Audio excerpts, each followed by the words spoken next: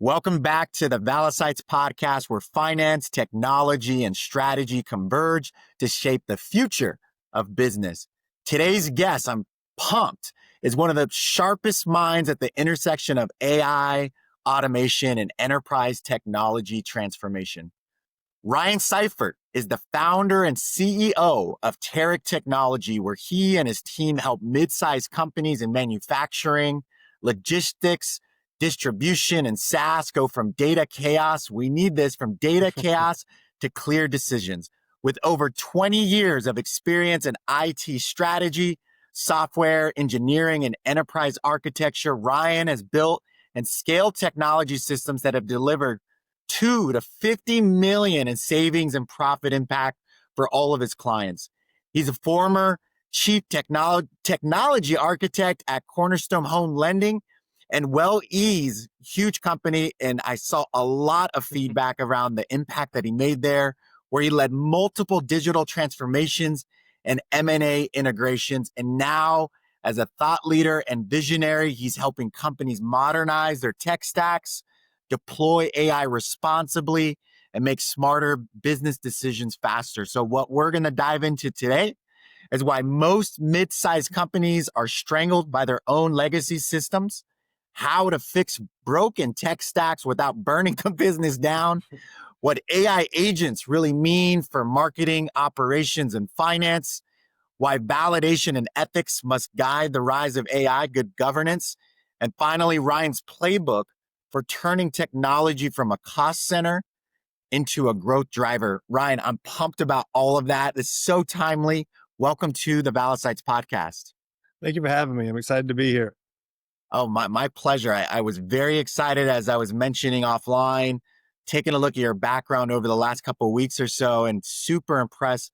And I got to tell you, there's just so many conversations about organizations in construction and manufacturing, and even in the space that I'm in, wellness and fitness, where they're talking about data, tech stack migrations or tech stack modernization. So I can't wait to learn and have the audience learn from you and some of the best practices that you're sharing as well. Awesome. I'm excited to dive into it. You've been building systems, and I saw it on your LinkedIn page. You've been doing this since 12 years old, right? You were the builder. What originally drew you to technology, and how has that curiosity evolved over time? I'm glad you asked. That's actually a key area for me. If I think about what got me into computers when I was 12, it's the same thing that I still enjoy about companies and strategy today. I like to build a system that does a lot of stuff without me. And so I got into computers, coded up, hit a button. It does all these things, changes, updates without me.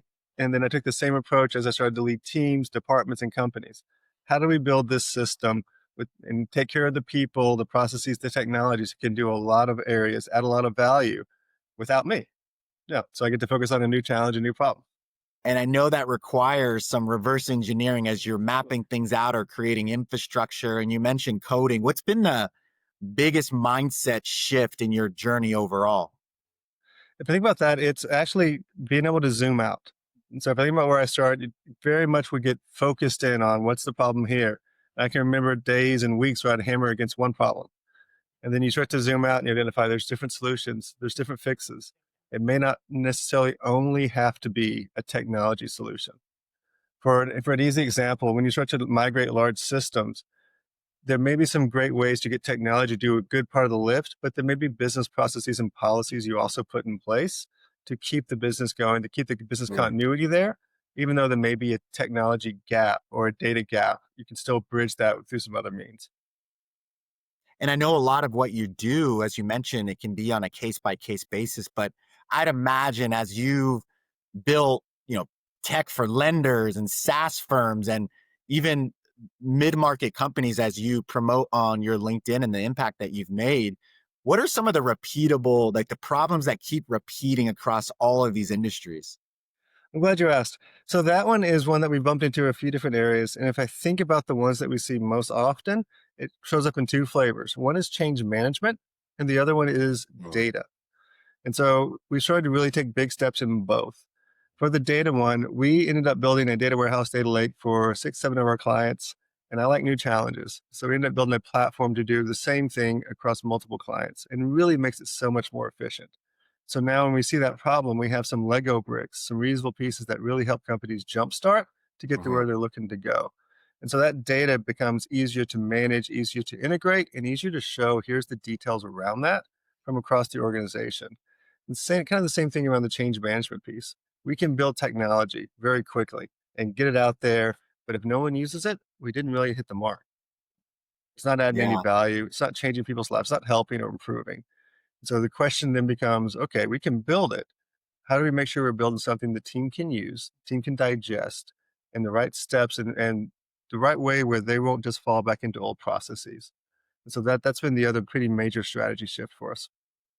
And I'm curious, and I'll come back to the data lakes and data cleansing, but on the people piece, as you're integrating this and shifting over to the team member experience, is that an interview process? Is that a survey? Like, how do you do that in practical terms as you partner up with many of these businesses and your clients? We really like to find people who are technology inclined, so they're excited about it. It's they see the improvements, they want them there, and then we pull them in. We want to make it their baby too. It's not I something love that's that. going to be forced on the team. It's not you have to go do this.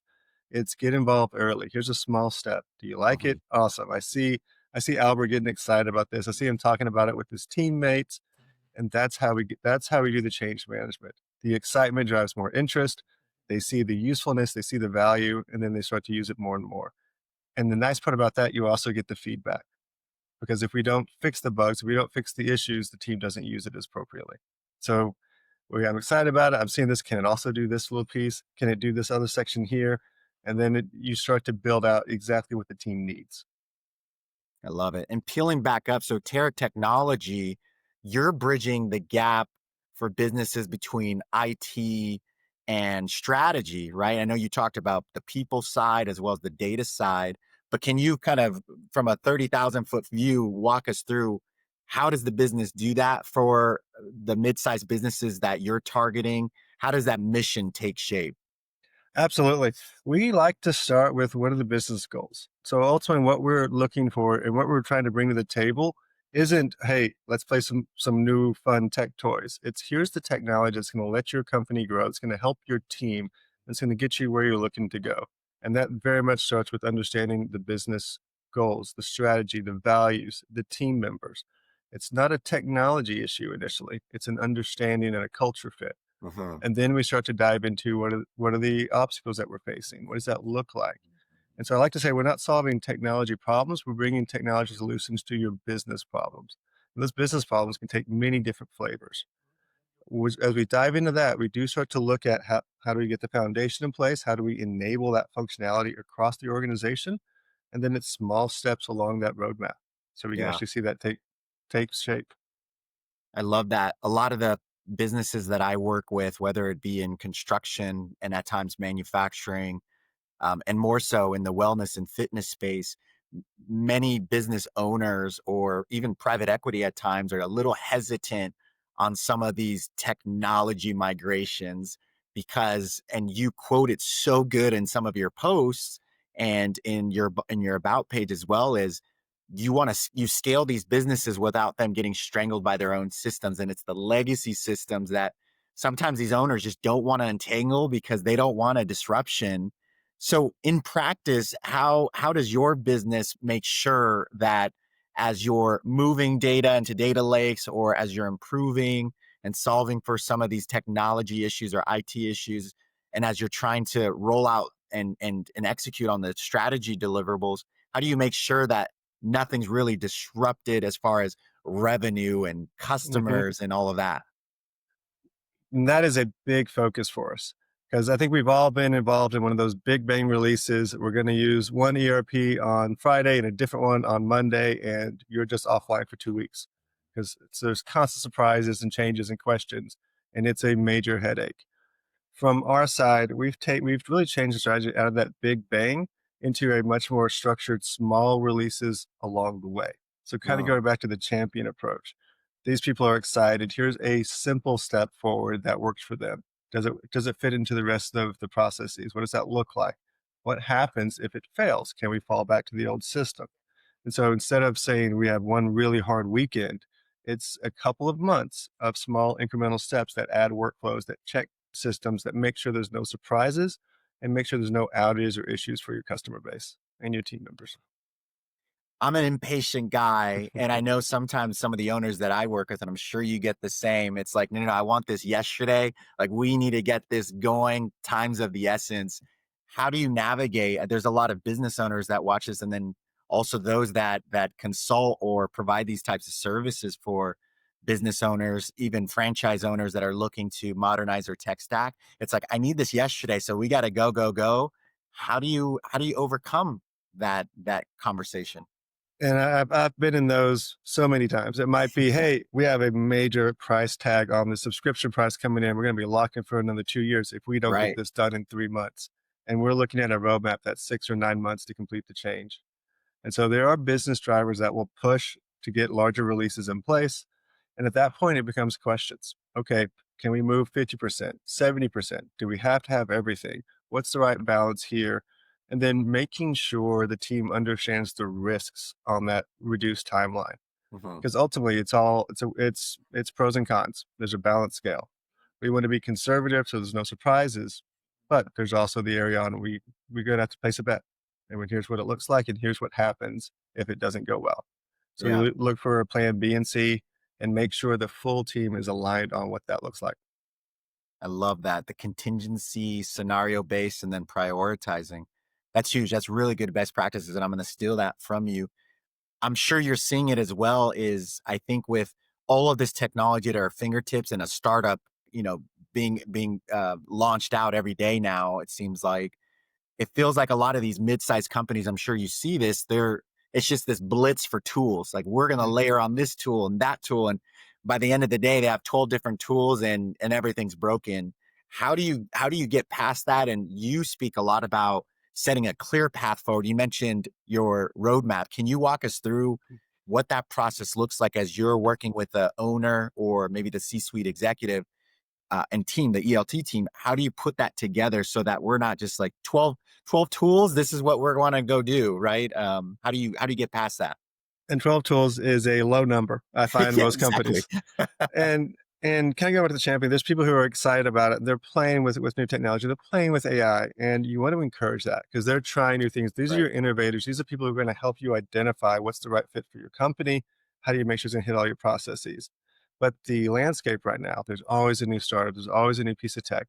How do you make sure you're getting the one that's going to be around in 5 years? Because that's a potential change, as well as one's going to hit your needs, have the right security, compliance, all the fun pieces around it.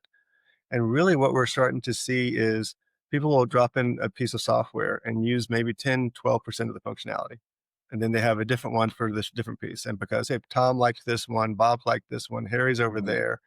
And so you end up with this mixed match of just an environment that is really hard to manage. One of the areas that we look at is how do we streamline that? How do we get full functionality out of the software that you do have, identify where the handoffs need to be, and then get the team behind it?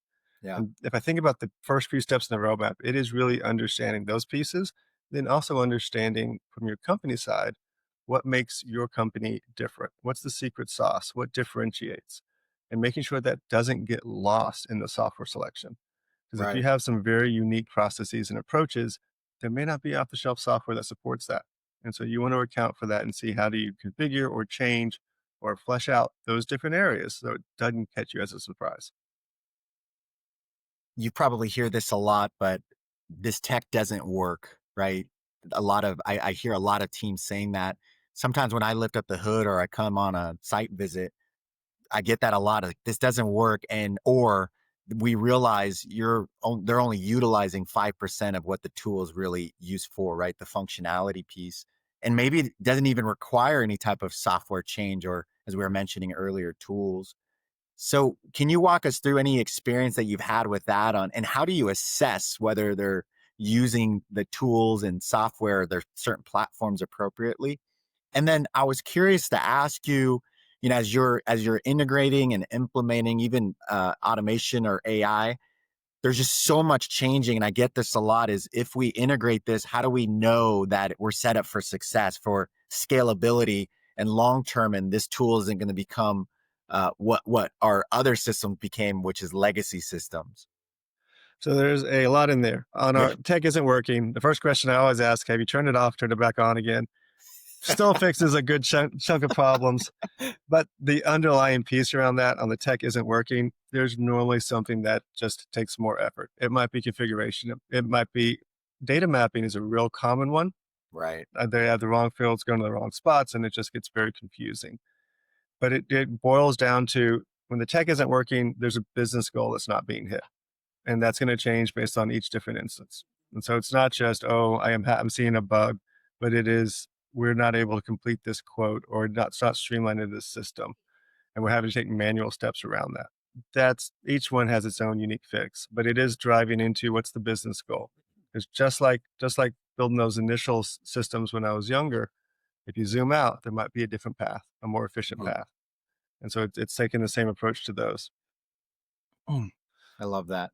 On And the what have you good. found to be the watch out fors when, for instance, for the audience that is maybe about to take or undertake some type of data migration or even implement new software, new systems, or new tools, what are some of the common mistakes that teams typically make? They want it yesterday. And so Yeah, they just like I was drop it saying in earlier. place Yeah. and start to go. Yeah. I mean, why do we need to do any more evaluation? Once you start using that system, changing configuration, changing setup is significantly harder. One of my team members, I wish I could take credit for the quote, loves to say, "We can spend days later to save some hours now," and he's absolutely right. And it keeps cropping up because there is that excitement. You want to play with it, but just spending a couple of hours to think it through. Okay, this hits here in 2 years. What happens as we continue down this path? Are we going to hit a bottleneck? Do we need a different system? How do we structure that data so we can make sure we're not getting locked in? All solid questions that don't take long to process. You just have to actually think it through. Right. I love that. And before we get into AI, because I was really excited to talk to you about AI and just what you're seeing there. And I love how you promote just data governance, right? And compliance, as well as protecting leakage and all of that. But can you share a success story? It could be a lot of our audience members either come from finance and they're thinking about modernizing their tech stack, or even in the franchise space or multi unit portfolios. But can you share a success story when you've taken messy data, maybe if it's even spreadsheet chaos, into creating real clarity and visibility? Absolutely. And so I'm going to walk through one of the examples we did as we pulled in place data consolidation. So this is a Oh, I love company it. that was pulling data from three different systems. It was a franchise setup, so they were pulling franchise information from one spot. They had a spreadsheet to capture inventory from one location at another. Then they had a pricing section from where they were certain to purchase their inventory. So to get a report, they were pulling exports out of each of those, dropping into Excel, trying to figure out a pivot table, and they had questions on, well, our numbers don't seem to always come out the same because each one was different. The calculations were different. The whoever was doing the report was changing it. So very fluid on getting all the information in place. And what we ended up taking was direct integrations into those two systems. So no more exports, but a continuous data feed Love it. for that inventory spreadsheet that the team was using. Quick little app to have them enter their inventory into the system that gets directly related right into those other two. So that data consolidation meant no more heavy time on report pulling, no more Excellent. missing on cut and pasting. And it really drove significantly better insights. So as that data came together, we put in place a Power BI dashboard on top. They knew what inventory was there. They knew what the prices were going to be. They could start to forecast cleaner, complete game changer for them. Yeah. And weeks of work, not months, not years. Right. I'm a big fan of Microsoft's Power BI. And then I feel like many of the conversations I'm having on a daily and weekly basis now is about aggregators. It's just we have a lot of roll-ups, a lot of franchise portfolios, and it's just different systems as they're trying to consolidate, and it's not formatted differently. So that's a great Yep. case study. It can be done. It's so huge. So let's talk about AI. And I got to bring it up. And this is one of those where I'll do a they're not a sponsor ad because they're not a sponsor. I just like them. I'm wearing the Rillet shirt. Speaking of AI, the AI powered ERP, they call themselves the NetSuite killer. I got to throw that out there. But shout outs to Stephen Hudlin. He is amazing. I love the company. They just raised a ton. and I'm just loving their swag on LinkedIn. So I thought I'd plug that in there. But I'm really liking a lot of these AI tools that are coming out. AI agents. You've been very vocal about AI agents, about being teammates. I was in a meeting the other day, and I totally kind of got the room by surprise. I said, "Hey, not your human headcount. What is your digital species, your AI agent headcount for Yes. 26?" And the room went silent because they like, "What is this guy talking about?" What are your thoughts on it? Right? It's not just tools, but you're saying teammates. What does the future look like to you? And so one of the areas we really dove into is what happens as you continue down this AI path for your team, your company, your day to day. And we do see it becoming more and more like you're interacting with a person, with a team member. Mm, They're on the call with you. So let's say you're doing a project kickoff. The AI can pick up certain tasks, certain pieces, and we can start to call that out and identify it. And they can provide feedback in real time in the same meetings. It's going to feel more and more like a person, and the reason I think that is that reduces the barrier to use. So if I think about where AI is now, you have the chat window, which is great, and it does a lot, but it's right. still limiting. And if I look at people wanting to use the system, I don't know about you guys, I don't type into AI as much. It's more vocal. It's Yeah. becoming more and more like a human to human interaction, and I'm Right. expecting that to continue. And so it won't be a project kickoff. Let me start these 8 agents, but it's, hey, here's the project. Here's what we're covering. And then the AI will hop in and say, I can pick up these pieces now. I'm going to have them done in 10 minutes. And it's going to feel much more natural. It's not going to be a chat window. It's going to be just right there on audio, on your Teams meeting. And we're already getting there. You're already Yeah. starting to see it crop in. Yeah, I agree with you. I think voice is, and I'm doubling and tripling down on voice. I think, speaking of efficiency, in many cases, right? And when we're interacting with AI, I think we speak faster than we type, and actually Mhm. provide. And I don't know what it is. It's just the beauty of how we communicate in language. We actually provide more context in many cases when we vocalize what we're thinking about, compared in many cases. I'm not saying all cases, compared to typing it. And I do think, and a lot of the tools that I'm seeing out and some of the chatter I'm seeing in that world, I'm sure you're seeing this, hearing the same, is voice. We actually had Kendra Mathias on from Amazon. So heavy investment in voice. Mhm. She was on previous show, and it was just fantastic to hear where agents were going as well as voice. To your point, it's a conversational experience versus Exactly. a keyboard experience. So I'm excited about that. Yep. Um, A more when it natural comes to experience. Yeah. when it as you see AI reshaping industries or even departments, right? I see it a lot in the finance world, of course. But can you walk us through what you're seeing on marketing and even operations and operational workflows? Like, where do you think AI is having the most success right now? And you're going to get different answers from different companies. It just Mhm. really depends on where have they seen the biggest bang. And if I look at marketing, for instance, it's gone through so significant changes. I was having a conversation with a company owner, I think a few days ago, on I'm just surprised by AI because these are obviously AI videos. People see them, they know they're AI, but they're still getting the views, and it's effective. Ultimately, how they're generating that video, it's still resonating, even though it's AI driven, and they're still getting the leads they want from it. So that marketing is starting to really shift some of the strategies on how they approach, so they can still run the same proof of concept, the same experiments, the same what is effective for your demographic. Yeah. And I think theirs is a little different than, say, operations. Operations is still very focused on process automation. How do we scale? How do we connect these pieces? How do we have less and less work on the team members? And so the question there has become much more about where do you need the approval process from the person on your team, from the human in the loop. How do I make sure that what the steps we're taking are effective or accurate and we're not hallucinating?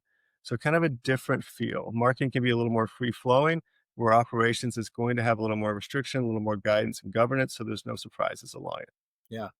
And at Valicites, a little plug on Valicites, and I know we haven't chatted about this a little bit, but you've probably seen the post. So it's an AI FP&A platform, right? But to your point, even us, I mean, it's not operations in a sense, it's more of a finance platform, right? Where we do 13-week cash flow forecasts, Mhm. as well as executive reporting, P&L balance sheet, and so the intelligence provides recommendations. But there still is that human in the loop to protect from some of the inaccuracies that sometimes occurs. AI is not foolproof. And I don't know about you, but I get kind of worried a little bit that at times I hear companies saying we're all AI, leave it up to AI. And I'm like, oh, I don't know if we're there yet. I don't think you can do that Yeah, quite yet. I just see too many inaccuracies and mistakes. Have you seen the same thing? very much with you.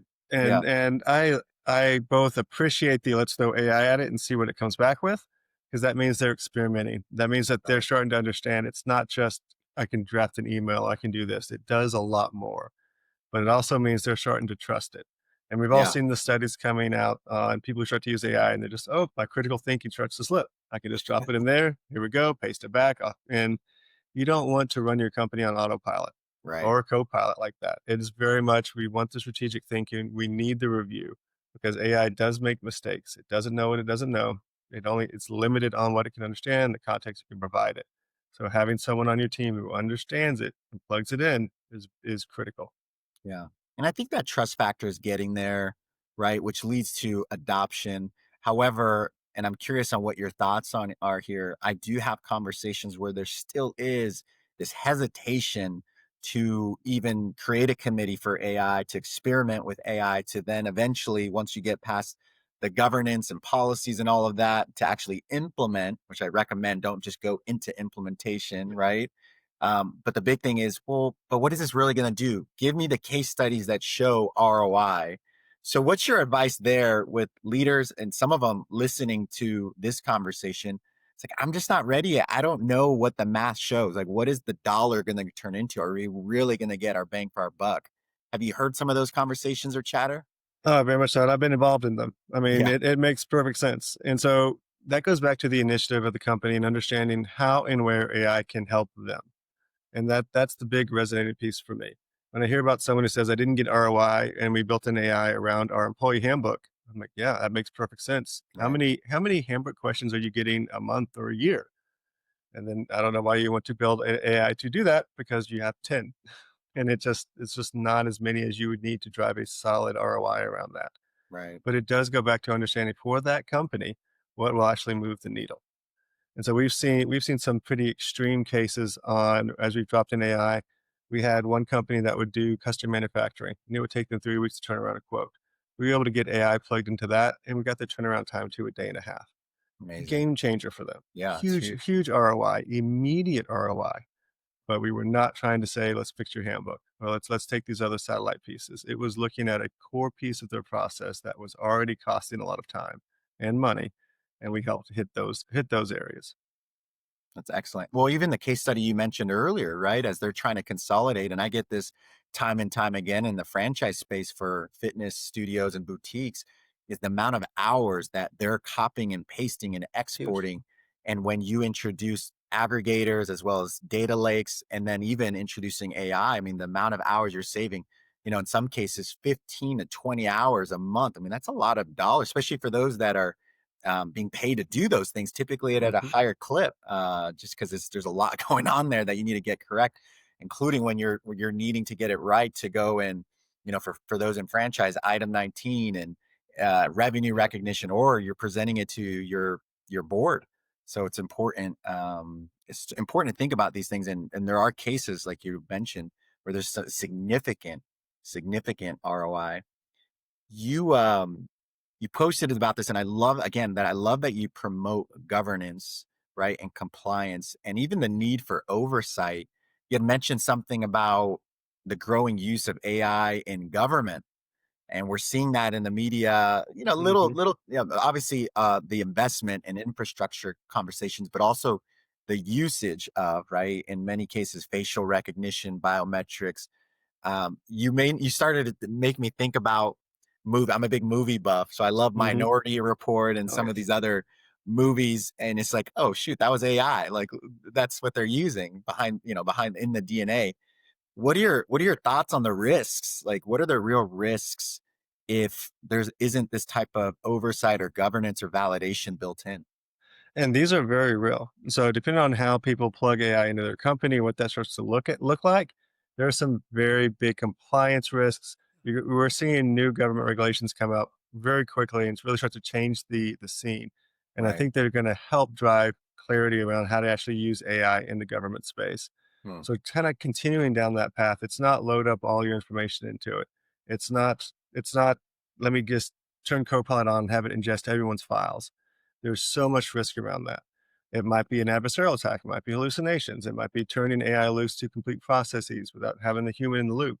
Each of those has to be understood on a risk level, security level, and then making sure you have it set up where you can feed the AI the information it needs at that time, fresh, with the right context, and get the correct output. Right. And then still have someone there to help validate. And I think we're going to see more and more compliance pieces come in to make sure there's no surprises with that. I agree. I was just chatting with someone about this. It's not the sexiest part of the business, Yeah. but there's people that just love it, right? They have attention to detail. They want to protect from risk, leakage. I think the Mhm. leakage piece, not just data, but revenue, right? When introducing AI into the process is going to be, if it isn't already becoming a huge business. And I'm looking forward to that. I'm even thinking I was chatting with actually a board of directors the other day and presenting financials, and the question was, well, how did you get there, right? And it was a funny joke around, like, well, you can't just say it was the AI that got you there. You think about those that do accounting, auditing, right, or even Mhm. financial forensics. You have to have audit trails, and there is audit logs of how you use AI to get to that output. I think that's going to be a massive business. I'm very much with you on that. And how AI breaks down and really communicates that is actually becoming a differentiating point for a lot of the LLMs and how people build and design agents.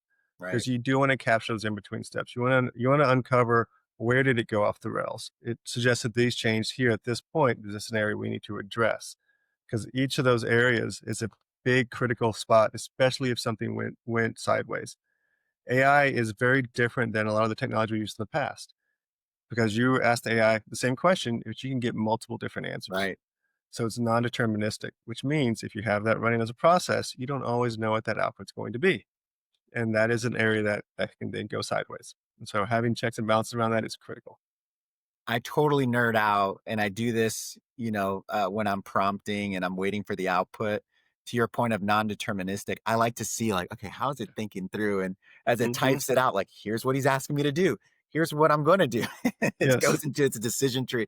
I just find it so fascinating. We've always said, I wish I could be in their brain to see what they're thinking. We can do it with the technology. It's kind of cool. Yeah. And I mean, I am glad it's been improving to that because the Yeah, LLMs have been a pretty black box. They still are in a lot of ways, they but are. starting to break down those problems and really say, here's the milestone I need you to hit next and validate that is a game changer. So you work with a lot of COOs and even CFOs, many of them that watch this show. What are the first metrics you align on when launching a digital transformation? The first ones are always going to be your business goal metrics. And so it might be a budget. It might be, hey, if we're going to look at doing some process automation, here's the team members, here's the time savings. How do we validate that? Mhm. And how do we find that first initial step to show that there's going to be traction? We rarely recommend building out a huge initiative without saying, how do we measure the first few steps? How do we make sure that this is going to hit what you need along the way? The Yeah. other spot, if I think about the CFO and COOs, if they have existing KPIs and metrics, that's going to give us a baseline. If they don't, we start on those business KPIs and metrics. We want to measure what the impact is from what we're building. And we want to know what it was before so we understand what it is going to be after and make sure that we're actually improving the company. Coming back and just even unpacking a little bit more, even on the governance side, right? Who do you recommend is a part of that governance committee and governance conversations? Is that just IT and the CFO and the CTO, CIO, or is that legal? Is that who who do you typically recommend to come together to lay that plan out and just make sure that one, AI adoption accelerates, but also two, we're protecting the organization as well? On the governance committee, you nailed it. It's not just technology, and it shouldn't Mhm. be just technology. If there's a compliance officer, that's an easy call out. Legal is an easy call out, but you're also going to want other ones. It's worthwhile to pull in a sales member. What are we bumping into from a compliance side that's impacting the sales cycle or customer side? Where's the friction points? Because there's a balance on compliance and security. As you start to build those out, you're adding friction into the process. It's needed, it's expected, it's going to slow pieces down as well. So understanding that balance and understanding what the impact's going to be is critical. So it's not just technology on the compliance table. It's not just tech and compliance, but it's understanding here's what we're changing, here's what that looks like, and it's pulling in representatives that are going to be impacted. So I so love that. there's a voice heard. That's great. Well, I want to switch gears into budgets, right? I'm sure you have and your team has these conversations with your soon to be clients, their existing client base as well. But you think about at times these digital transformations can be expensive and sometimes not. How do you make sure that you're assessing and having that budget conversation and then you're selecting the right tools or even roadmap to stay under or right at the budget that was earmarked for this project? And because a lot of companies, when we talk to them, they don't know what to budget. I mean, it's AI. I Right. know I need it, but I don't even know where I need it or how to approach it or what's going to be good for. I just know I need AI. And so some of the areas that we start is to really, we call it an AI punk compass. We dive into their company, their processes, to try to identify how AI can help and where the ROI is along those paths. Mhm. And then that's going to drive your budgeting conversation. Because if you want to budget $10,000, that's great, but what's the ROI going to be? And if you can find an ROI that's going to be $200,000, is that worth a $20,000 budget or a $30,000 budget? And so as you start to identify the impact and the roadmap, that's going to drive the budget to get there. And that's how we start to back into that budget. And normally those roadmaps are going to be a year or 2 years out anyway. So you will be able to dive into your yearly budget, know what to expect, budget it out, and then have the metrics to show that we're actually moving along that path to complete those initiatives. It's excellent. Well, I know you're very, very close to a lot of the tech companies out there. I think about cities like Frisco. I call it a smart city. They're doing fantastic work and just a huge influx and inflow of those in the technology space there. Clearly, Austin has been doing it for a while too. And I'm hoping that we continue to see that buzz and that growth in Houston and San Antonio. Can't forget them about Mhm. them either. But Texas is really growing. It's no longer the days of Silicon Valley or even New York. Texas is really bringing in, I mean, the cost of living is amazing, right? And the food and the Yep. people, right? So it's bringing a lot of talented people like yourself. I was curious about your thoughts because I think I saw you post about this, but what's your view on the SEC approving the Texas stock? We always got to do something, right? Right? To show Mhm. that we're also a country too. There And you as go. the SEC approving the Texas Stock Exchange, how do you think that's going to impact the tech driven companies? I'm excited about it. I think, well, I'm also a Texas native. So, yes, of course, I'm going to be excited about it. It's a Yeah, big step for Texas. it's But I think huge. it's going to impact how we're viewed, and it's going to pull more and more of a hub into Texas. I So, agree. Texas is very much set to be very business friendly from the legislation and the government side down here. And I think we're going to see that continue to press.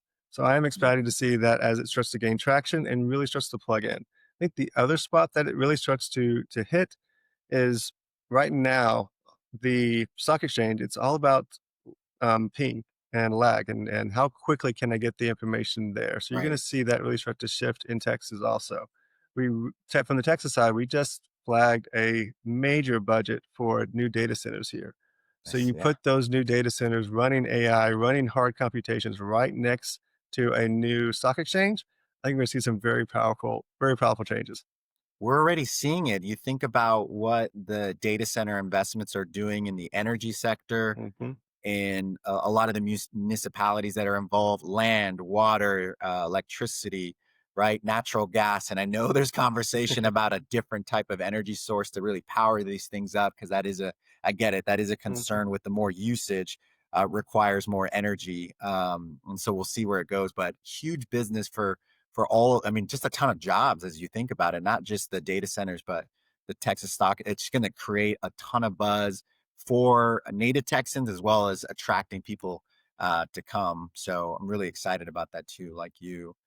Well, on the technology and leadership side, you said this or posted about it. You said technology reflects creativity and imagination. And as we see, and as I was mentioning earlier, and you get to partake in it every day, every week, a lot of businesses are really turning this on. They know they got to get away from their legacy systems and do something new to help them grow, but that requires or maybe puts a little bit of pressure on some of these tech teams So how do you keep that spirit of creativity and imagination alive while some of these teams are going under some of this project pressure? And it sounds weird to say, but we really look at conflict for that. Healthy conflict. I'm a big believer in you can pay for one mind with many hands, you can pay for many minds. And in technology, you want those many minds. Hmm. So it really becomes how do we breed the right conversations with the right amount of different viewpoints, dissenting voices, and still get to a strong alignment on what to build out. I'm a very big believer that technology does reflect your creativity or imagination. I'm also a big believer that constraints breed creativity. So Mm, understanding for this company, for this team, here's where we can't go, here's where we can, and then really getting into those conversations energizes the team. Because right. I firmly believe from each different idea, each different viewpoint, there are really valuable nuggets. It may not be the entire plan you grab, but you can say, hey, I see where you're coming from. These points we should really consider. Let's get that on the board. Let's take that into account, and that pulls the person in. And so it's pressure, sure, but now they're engaged. It's their baby. They want to see the outcome and they can see their footprint. They can see where they shape the strategy and the implementation for it. And that gets them through that crunch time. I love that. A lot of the reason why I started and continue to do this podcast or even, write and spend time doing the AI powered finance guide, which is the newsletter on LinkedIn, is just the education piece. And the cool thing about speaking of AI and the technology at our fingertips is a lot of the tactical things from finance leaders to even the fitness and wellness franchise owners or franchisors, et cetera. And I'd imagine in the tech space as well, those that are developers, coders, all of that. The tactics actually are taken over, at least augmented. We do them faster. I love using this platform to teach finance leaders and those owners how to be more strategic. And I think I see a lot of those types of posts from you too on LinkedIn. So can you walk us through how are you developing the future tech leaders, the modern tech leaders that are more strategic versus just tactical? I love this question. And I love helping grow people into those leaders because it's not, oh, he just does it and it's a surprise and off he goes. Right. It's a deliberate decision from them. And there is a solid growth path along how do you want to get them involved. Because if I think about being able to think strategically, that's one piece, but then you have to be able to communicate that to the team and the different perspectives. And if you can't, if even if you think if you're already there strategically but you cannot communicate it, it misses. And so to really get them to their strategic leaders, there's a lot of different steps. I'll hit your area on strategically, very very straightforward. A technical person is going to find technical solutions. So helping Mm, them zoom out and say, okay, there's a business solution for this. right. What does Oh, that I look love like? that. Why does that work? Same piece. And then you walk them through all the different iterations on solutions. And then I have found once they understand them and they see them in action, they reuse them. It's a part of their toolkit. And so as you keep adding those different tools to their belt, they do understand the right situations for them, and that helps them see it more and more strategically. The step after you start to arm their toolkit is very much understanding positioning, growth patterns, momentum, and company goals. And that's where you start to see them put the dots together, if that kind of makes sense. Yeah, it's huge. Well, you've gotten to see from .com to automation rag to now AI. What do you think the future looks like? What's the big next major shift, or are we going to continue to ride this AI wave? Is there a lot of people talking about quantum? I mean, what's the next big shift? Do you think? I love quantum. I think it's going to be big. If I think about what's near and dear to me, I have been waiting on AR, augmented reality glasses Me for too. years. I like that just feels and such a natural interaction between technology. Yeah, And so as we see batteries improve, as we see those shift, I am expecting that one to really come in. And I'm so with you. I think it got flown under the radar a little bit, AR and VR, because of the whole open AI splash and everyone else. yep. But yeah, I mean, I'm just curious what Meta's working on. I mean, obviously the glasses just came out, but I think it's going to get even better. I think of speaking of movies, that movie Ready Player One. I just Hmm. don't. I cannot see a world in front of us that is just not that. I just think that's where the AI is the DNA, and the VR AR is our world. And we're already starting to see it blend. I Yeah. have some work in the MRO space, engine repair for airplanes, very compliance driven, very detailed. And we're already seeing technicians come in with VR glasses. You can see the entire engine. Wow. They're breaking out the different pieces, understanding Yeah. exactly where the fault was. It's just amazing to see. And it can overlay directly on what they're actually looking at. It's just a game changer to start to see that technology mature and get more distributed. Yeah, I think it's going to be an amazing step for not only engine repair, complicated pieces, but technicians and craftsmen. I love it. Well, I got one more question for you. I know you have a busy day today and a busy schedule, but I'd love to learn more about, what is your long-term vision for Teric Technology and the role that you're looking to play in this AI-driven economy? We want to help companies grow and adopt into AI and help navigate this disruption that they're going to feel. And so to really not only understand where to go, how to get there, but help them grow. And if I look at Tarek, that's the environment, that's the catalyst for companies. Here's a spot you can go. We'll dive into your company, how to help make sure those decisions are done well, properly with the right governance, security, and compliance in place so that you're moving through these uncharted waters with confidence. And I think that's really where we're looking to grow and looking to scale. So good. That was so good. Well, I'm looking forward to keeping in touch and thank you so much for coming on. I typically have finance leaders or those that are in finance and AI or the wellness and fitness space. But what I really wanted to do today is for the audience to meet those that are grinding behind the scenes as you're thinking about this digital transformation and start to understand some of this verbiage, understand the planning process and the strategy process and the functionality and all the things that go into this and to not speed it because a lot of people are trying to speed through this right now. It's like, wait, I got to adopt, I got to go implement it. I'm going to do it yesterday. That is not the right approach. And so I wanted an expert with an amazing organization that's doing this every single day to come on and chat with you all about how to do this correctly. And so I love this. Ryan, I'm sure a lot of the audience is going to want to connect with you and learn more about you and your organization. How can they do that? Go over to our website at terictechnology.com or find me on LinkedIn and shoot me a message. Would love to get time to dive into your company and what you're trying to accomplish. I love diving into the problems and really understanding what people are trying to do and helping them along the way. I love it. And I bet there's some type of a partnership that we can do with Valisites and Stratego. So I'm looking forward to continuing our conversation. And as I always say to the audience out there, for any finance and technology leaders, and even those in the wellness and fitness space who want to build AI ready 13-week cash flow forecasts, as well as provide clarity to what their P&Ls and balance sheets and accounting data is looking like, and getting away from that messiness and chaos. Check us out at www.valsites.com and see how we're transforming businesses like yours. Well, Ryan, this has been amazing. We really appreciate you coming on, and I'm a full supporter of Teric, and I can't wait to continue our conversation, sir. So thank you. Thank you, Albert. I've had a lot of fun. Thank you for putting this together. Awesome. Great questions. Well, I appreciate you. Thank you so much. And thank you for making it so easy. This is amazing. Everyone, this has been another episode of the Valisites podcast. I'm your host, Albert Ramos. And as always, we'll release these episodes every Monday, 8 a.m. Central. We appreciate you for coming on. We'll see you all soon. Ryan, thank you. Thank you.